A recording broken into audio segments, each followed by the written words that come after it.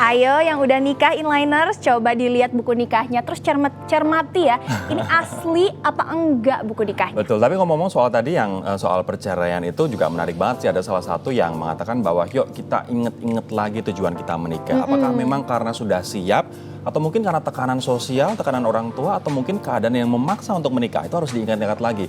Main purpose-nya kenapa menikah. Nah ini juga yang menarik tadi kamu bilang. Betul. Terkait dengan buku nikah palsu, ini purpose-nya apa nih? Ternyata purpose-nya adalah ini mereka kepepet sehingga harus bikin buku nikah palsu untuk pengajuan akte BPJS, kartu pengajuan keluarga. kredit, kartu keluarga, dan harganya nggak main-main, 3,5 juta untuk satu pasang buku nikah palsu. 3.500.000 loh. Tapi kita jadinya harus sama-sama belajar nih, gimana cara membedakan buku nikah asli dan buku nikah palsu. Seperti apa sebenarnya membedakan antara keduanya? Kita lihat bareng-bareng.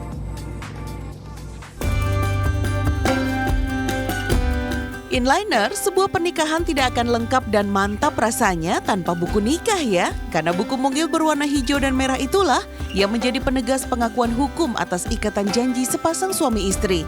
Tapi gimana ya kalau ternyata buku nikah itu palsu? Wah, harus kita cermati baik-baik nih Inliners. Masalahnya, 16 Maret lalu, jajaran unit Resmob Satreskrim Polres Metro Jakarta Utara membongkar praktek pemalsuan buku nikah dengan 7 orang sebagai tersangka. Parahnya, dokumen palsu ini dijual seharga 3,5 juta rupiah per pasang kepada para pembeli yang rata-rata membutuhkannya untuk memenuhi persyaratan pengajuan kredit, pembuatan akte, BPJS, atau daftar diri di lingkungan tempat tinggal. Waduh, dalam aksinya para tersangka punya peran masing-masing loh, mulai dari mencari korban hingga pada pembuatan buku nikah palsunya. Parahnya, praktek ilegal ini sudah dijalankan sejak tahun 2015 silam dan laris manis.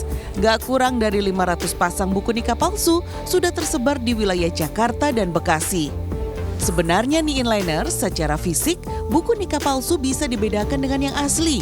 Misalnya nih, buku nikah yang asli stiker hologramnya nggak mudah terkelupas. Ada invisible ink di setiap lembar bukunya, serta ada kode keabsahan yang terkoneksi dengan instansi terkait.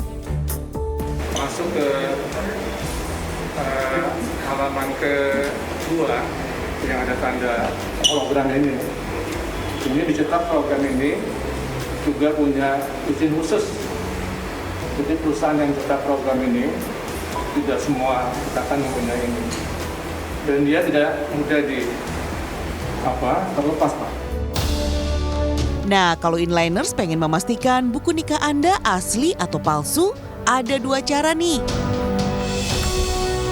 Oke, Inliners, buat yang mau ngecek buku nikahnya asli apa enggak nih ya, buat mastiin, langsung aja di scan barcode-nya.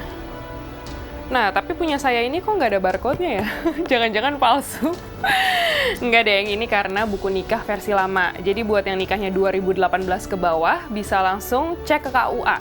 Atau bisa di webnya Kemenak di simkah.kemenak.go.id. Yang penting pastiin buku nikah kalian asli ya.